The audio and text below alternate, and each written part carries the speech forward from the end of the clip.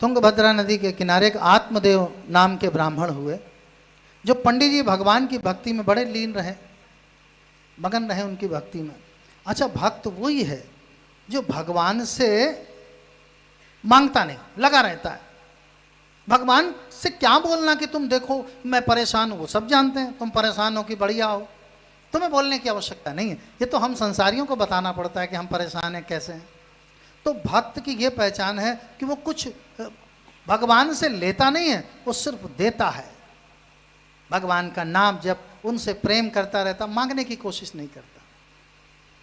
इसको भक्ति कहते हैं। भक्ति करी हनुमान जी ने, कभी मांगा क्या उन्होंने कि हमारा भी विवाह करवा दो, हमारा घर बसा दो? कभी नहीं। उन्होंने तो बस एक ही चीज मांगा कि मैं आपका दास बना रहूं, आपके चरणों में पड़ा रहूं। मीराबाई देखिए, अपने लोग भगवान के लिए जो सब कुछ छोड़ दे वो है भक्त।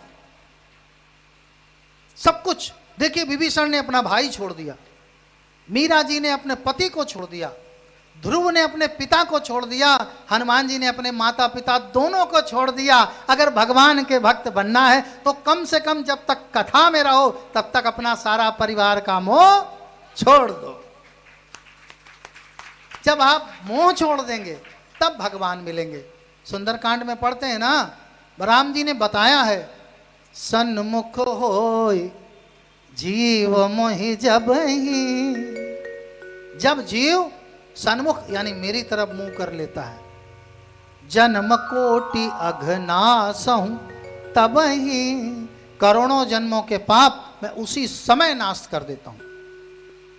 और पाप खत्म तो बढ़िया है, बढ़िया। परंतु वो कब?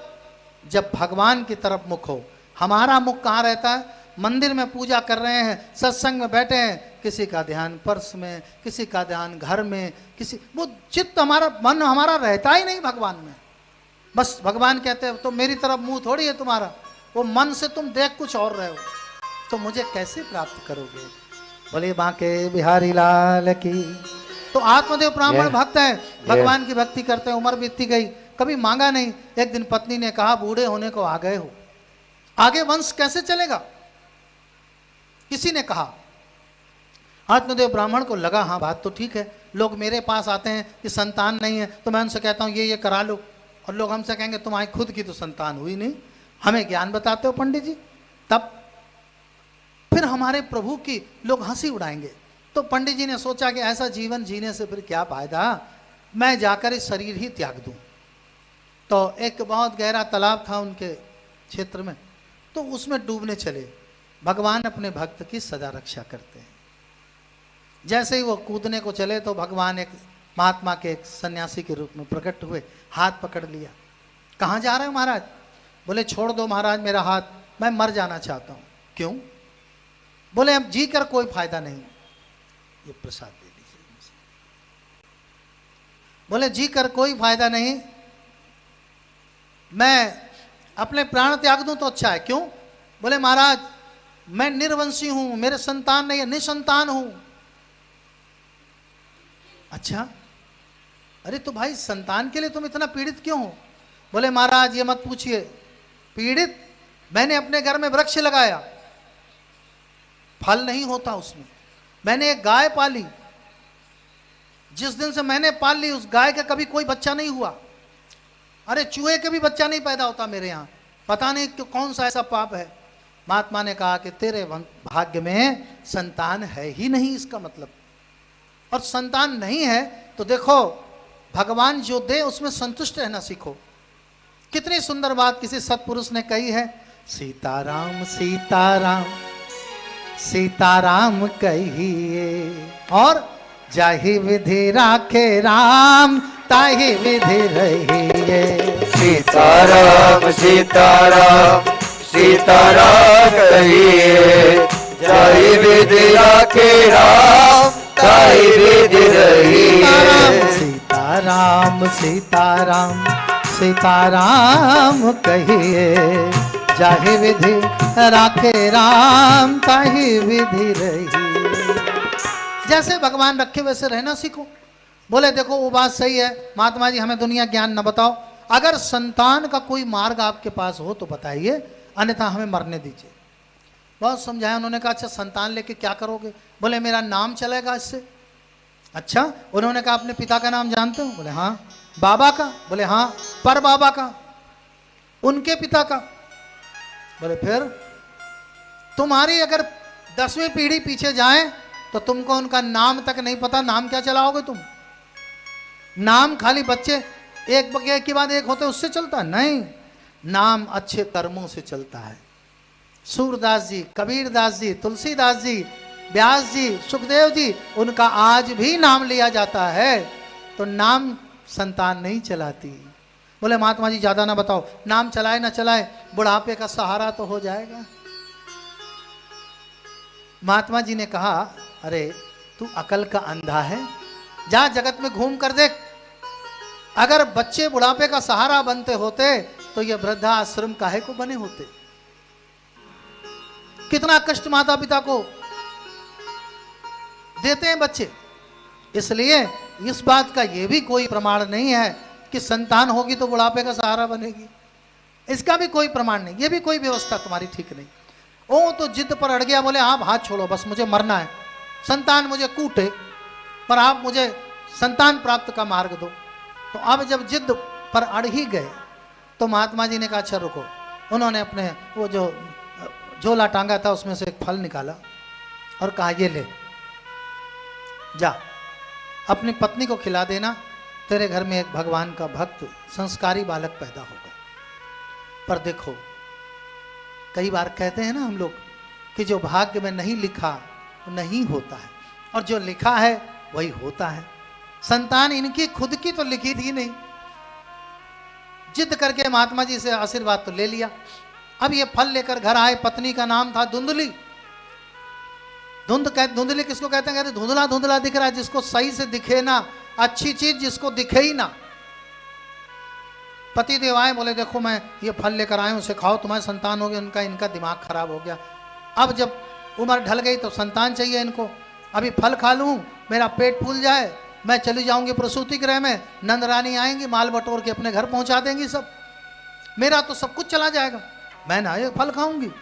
पति से बोली कि ठीक है, संतान वाला फल है, तुम्हारे सामने थोड़ी खाऊंगी, तुम यहीं रहो। अंदर गई, एक कमरा आगे, उसके पीछे एक घर बना और उसका आंगन है और पीछे रास्ता है। तो आंगन में पीछे गौ माता पली है। अंदर आई और बोले इनका दिमाग खराब है, मैं क्या करूंगी, पता नहीं कहाँ कहाँ बाबाओं से मिला करते हैं। और फल लेकर उसने गौ माता से कहा लो माता तुम ही खा लो, खिला दिया। गौ माता ने फल खा लिया, तो खाना ही था। संत का आशीर्वाद कभी मिथ्या नहीं होता। गौ माता के गर्भ में बालक आएगा। इधर अब धुंधली के पतिदेव से पूछा, बोले हाँ हाँ खा लिया। पतिदेव चले गए, वो चिंता में पड़ गई क्या करूं। 2-3 दिन बाद उसकी बहन आई। धुंधली धनवान है, बहन बड़ी निर्धन है, और उसके हर साल बच्चे पैदा होते। भगवान की भी लीला अजब है, किसी धनवान को कहो संताने ना दे, कोई इतना निर्धन पाल ना पावे तो संताने पे संतान। यही तो कलिकाल में महिमा है। तो वो आई अपनी बहन से, बोले बहन क्या? बोले अरे बड़ी खुशी की बात है, तुम फिर? बोले क्या फिर? अब बताओ, ये जो पहले के बच्चे पाल नहीं पा रहे हैं और ये समस्या है। बोले कि तुम्हारे देखो कितना अच्छा, और हमें देखो संतान है, और पंडित जी पता नहीं कहाँ से एक फल ले आए और अपनी सारी बात बताई। बहन ने कहा तो एक काम करो दीदी, अगर आपको बुरा ना लगे तो अब की बार की मेरी संतान तुम ले लो, यानी हम कहाँ तक पाल पाएंगे, इसे ले लो। अरे बोले अगर ऐसा कर दो तो इसके बदले मुझसे धन ले लो। दोनों बहनों ने आपस में बात की और निश्चित हो गया कि ये संतान तुम्हारी, इसके बदले धन जितना भी हो। जो बात हुई वो पक्की हो गई। अब पति से कैसे छुपाएं? बोले पंडित जी अब हमारे पास और कोई नहीं, आप और हम हैं। बच्चे को पालने में बड़े तरह तरह की पीड़ाएं होती हैं, तरह तरह की जिम्मेदारियां, तो मैं अपनी बहन के यहाँ चली जाऊँ? हाँ हाँ। बोले जाओ जाओ। बहन के यहाँ चली गई। कुछ दिन बाद, पहले फोन तो था नहीं, चिट्ठी पत्रिका चलती थी, तो खबर भेज दी कि मैं पेट से हूँ, पंडित जी प्रसन्न हो जाओ। अरे बोले महात्मा की जय हो, संत ने कृपा कर दी। तो आनंद से घूम रही हैं, पार्टी कर रही हैं, कोई चिंता थोड़ी है। प्रसव का समय आया, बालक हुआ। जब बहन का बालक हुआ, अपने पति को खबर फिर भिजवा दी, पुत्र हुआ है, मिठाई बांटिए और कुछ दिन बाद आइएगा छठी में। ब्राह्मण देवता बड़े प्रसन्न हुए। अब ये खबर मिली और उसके बाद ब्राह्मण देवता ने क्या देखा, सुबह उठकर बाहर आए तो क्या देखते हैं कि अचंभा हो गया, गौ माता ने एक बालक को जन्म दिया। ऐसा कहां होता है, गाय का तो बछड़ा होता है, बालक थोड़ी होता है। एक बालक को जन्म दिया। अब गौ से पैदा है तो कुछ मां के चिन्ह तो पुत्र में होंगे, तो बालक मनुष्य जैसा, कान गाय जैसे। दूर दूर ग्राम से लोग देखने आए और आज तो बहुत खुश हुए आत्मदेव कि कहा मुझे एक बालक नहीं था, और देखो एक संत के चरणों में सर रखा तो मुझे दो दो पुत्र मिल गए। उस पुत्र का नाम, धुंधली के पुत्र का नाम रखा धुंधकारी, और जो गाय से उत्पन्न हुए, क्योंकि कर्ण गाय जैसे, गाय के बछड़े जैसे, इसलिए गोकर्ण नाम रखा। धुंधकारी गोकर्ण, दो बालक हुए। दोनों की सेवाएं शुरू हुई, थोड़ा थोड़ा बड़े हुए। धुंधकारी, अब देखो जहां पर विवाह छल से किया जाएगा आगे दुख मिलेगा, जहां संतान उत्पत्ति में छल होगा वहां दुख मिलेगा, जहां भक्ति में छल होगा वहां दुख मिलेगा, जहां संबंधों में छल होगा वहां दुख मिलेगा। तो छल किया ना, पुत्र तो पाल रही हैं, ये बालक महा उत्पाती निकला। धुंधकारी धुंध काटने लगा, विद्यालय में जाए तो किसी को पेंसिल भोंक दे, किसी का बस्ता फाड़ दे, किसी का भोजन गिरा दे। पहले छोटी छोटी गलतियां करता रहा, फिर नदी के किनारे बैठकर मेंढक इत्यादि जीव निकले तो उन्हें मारे, पीड़ा दे। बचपन से ही क्रूर निर्दयी, और थोड़ा बड़ा हुआ तो छोटी छोटी चोरियां करने लगा। शिकायत आए तो आत्मदेव कहें अभी बच्चा है। हम लोग अपने बालकों की गलतियों को, अगर बचपन में ही कोई हमारे बच्चे की त्रुटि बताए तो तुरंत डांटे, तो फिर वो ऐसा ना हो। परंतु होता क्या, हम कहते हैं बच्चा है। बचपन में कई लोगों को तो देखा है, बच्चा गाली दे देता अगर किसी को सुनकर पहली बार, तो माता पिता बड़े गदगद, देखो हमारे बच्चे ने गाली दे दी, ये कोई अच्छी बात है? देखो हमारा बच्चा ऐसा करता है। कई लोग तो बड़े शौक से बताते हैं, गुरुजी जो फोन का लॉक हम नहीं खोल पाते हमारा बच्चा खोल देता है, तो ये बड़ा चमत्कार करता है वो, ये अच्छा है? ये अच्छा नहीं है। बच्चे में क्या अच्छा, क्या पढ़ना चाहिए? पढ़ना चाहिए संस्कार। अभी उसे संस्कार वाले मोबाइल की जरूरत है, लेकिन मोबाइल कौन सा देते हैं जो दुनिया भर का पता नहीं क्या क्या उसमें है, और बच्चा वो तो कोरा कागज है, जो जो देखता है वो छवि अंदर रख लेता है। आत्मदेव के पुत्र धुंधकारी जैसे जैसे बड़े हो रहे हैं, और गोकर्ण जी पढ़ने में बहुत अच्छे, सो पढ़ने काशी चले गए, वहां विद्या अध्ययन किया। कुछ दिनों बाद आए, देखा एक दिन पिताजी बड़े दुखी हैं। क्या हो गया पिताजी? बोले बेटा क्या बताऊं, तुम्हारा भाई धुंधकारी बड़ी बड़ी घरों में जाता है, छोटी छोटी चोरियां करता है, बड़ी बड़ी चोरियां करता है। छोटी चोरियों में तो बच जाता है, बड़ी बड़ी चोरियां होते तो फिर थाने जाना पड़ता है इसे छुड़ाने। दरोगा जी कहते हैं आपका मुंह देख के छोड़ रहा हूं, मेरा सर झुक जाता है। तो गोकर्ण ने अपने पिताजी को ज्ञान दिया, पिताजी यह माया मोह से परे निकलो, इसमें मत पड़े रहिए, इसमें यदि आप फंसे रहेंगे तो फिर यहीं रह जाएंगे। ये जो मनुष्य देह मिली है ना, ये भजन के लिए मिली है। ये जो आप कर रहे हो बच्चा पालना, खाना सोना, ये तो पशु भी कर लेता है, भजन पशु नहीं कर सकता। कलयुग केवल नाम आधारा, इस कलिकाल में केवल भगवान का नाम का आश्रय लीजिए और इस माया में मत पड़िए। ये सारे ज्ञान की बात जब आत्मदेव जी ने सुनी तो वो तो वन को चले गए। अब कौन रह गया घर में? गोकर्ण जी काशी चले गए। अब बचे वही धुंधकारी और धुंधली।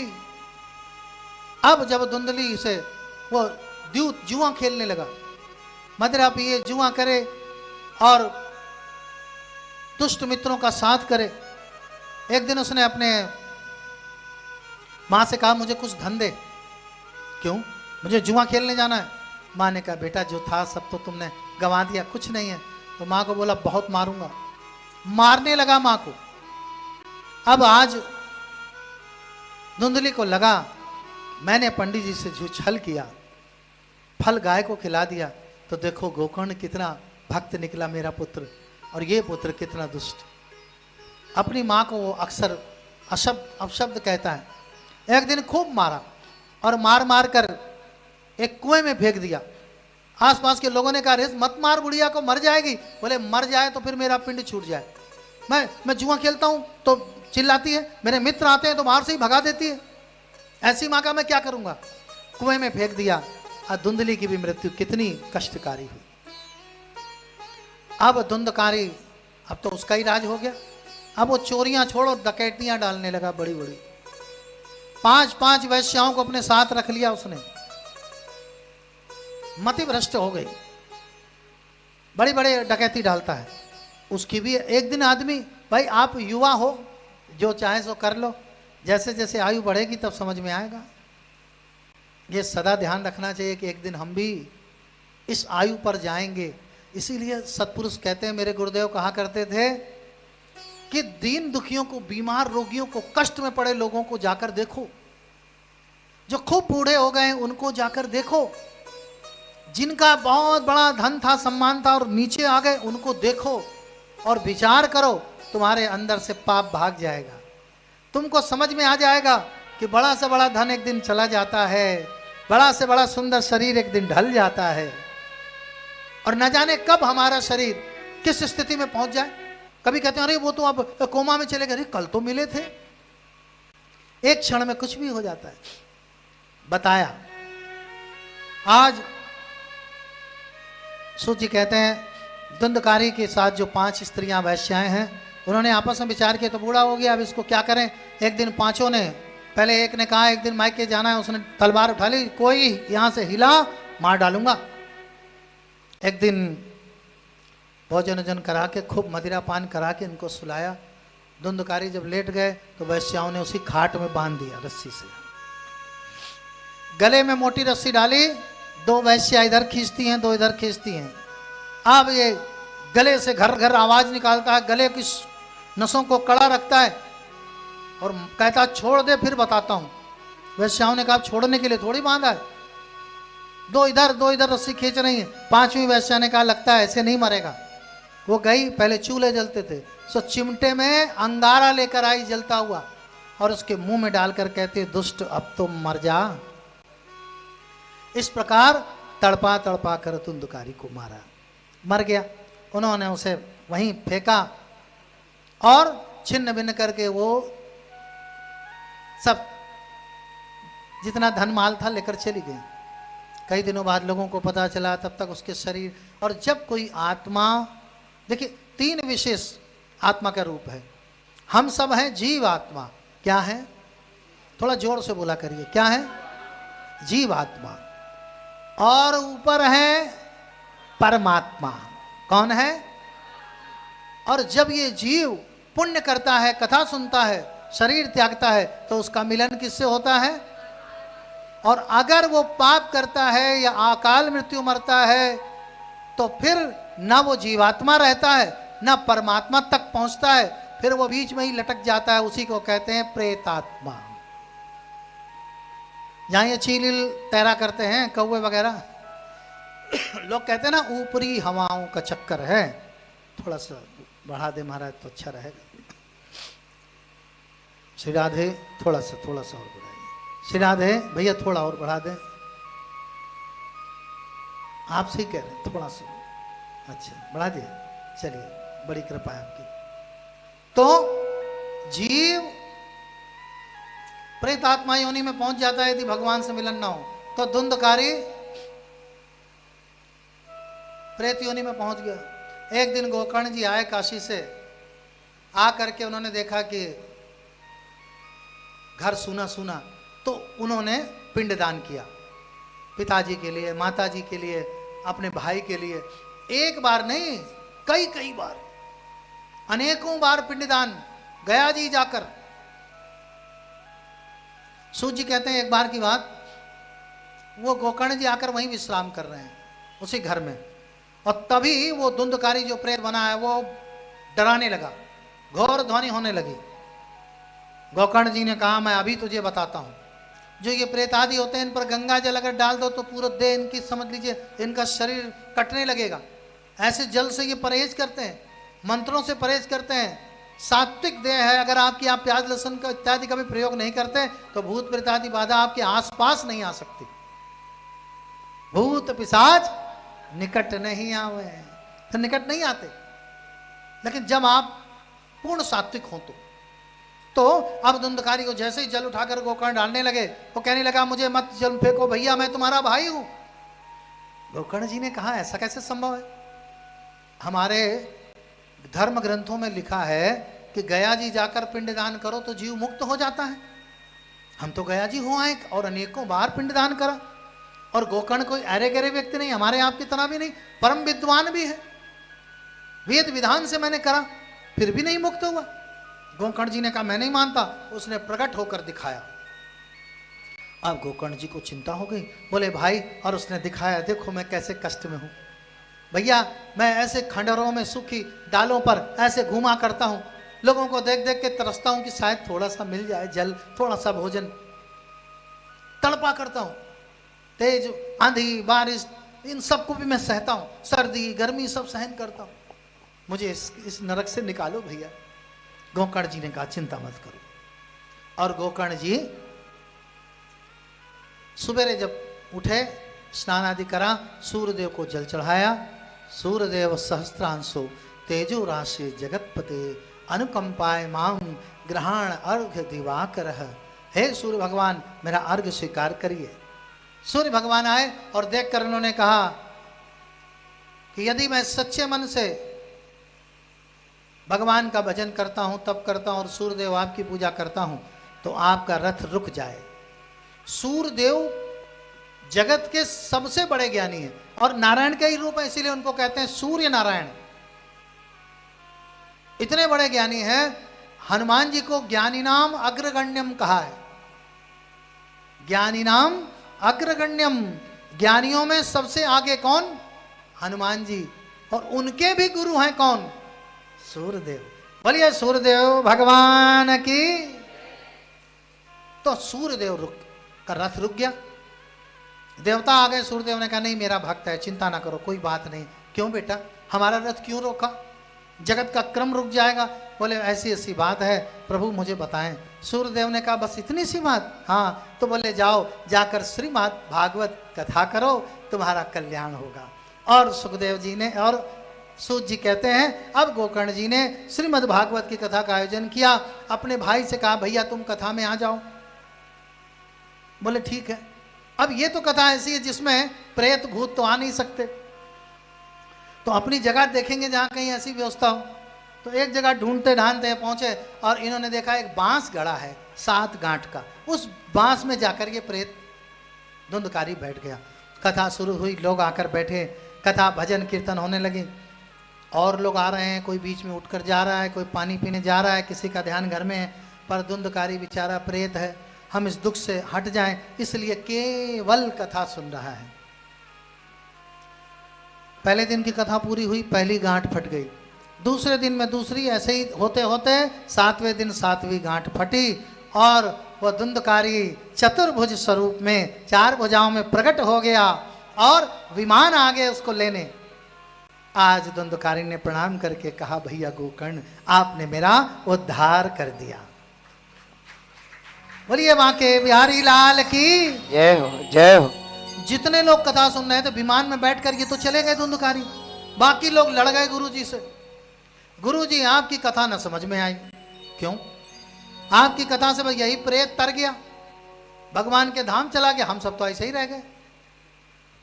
तो गोकर्ण जी ने कहा पहली बात तो ये है कि ये तो बेचारा मर गया, तुम तो भी जिंदा हो, अगर तरना चाहते हो। बोले नहीं तो फिर ठीक है, फिर बाद में सुना देना, फिर अगर मरना हो तो बताओ। दूसरी बात, प्रेत ही सही दुख में पड़ा था ना, उसे पता था कि मेरा एक यही रास्ता है जिससे मेरा उद्धार होगा, तो उसका चित्त केवल कथा में था। इसलिए भैया अगर भगवान की कथा से कुछ पाना है तो अपना चित्त भगवान के चरणों में डाल दो, इधर उधर से मन हटा लो, भूल जाओ प्यास भूख खाना पीना और सब कुछ, बस एक ही चीज याद रखो। बोलिए बांके बिहारी लाल की जय जय। जय श्री राधे।